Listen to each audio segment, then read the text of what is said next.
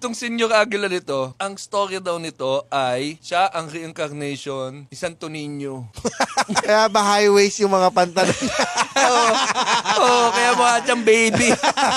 Meron siyang private army. Gawa daw sa kahoy yung mga baril. Yung mga nagpapanggap na propeta, parang ang baduy ng dating no? Tas ang pinagmamayabang lang nila yung turo ni Jesus. Para kayong tropa na pinagmamalaki mo lang yung tropa mong may narating sa buhay. Yun ang problema dito sa Pilipinas Mabilis magkaroon ng ganyan Tangina, image lang na bumakat sa puno sasambahin na Yung pa kayang sabihin niya na siya yung sugo ni Santo Niño at hindi siya lumalaki.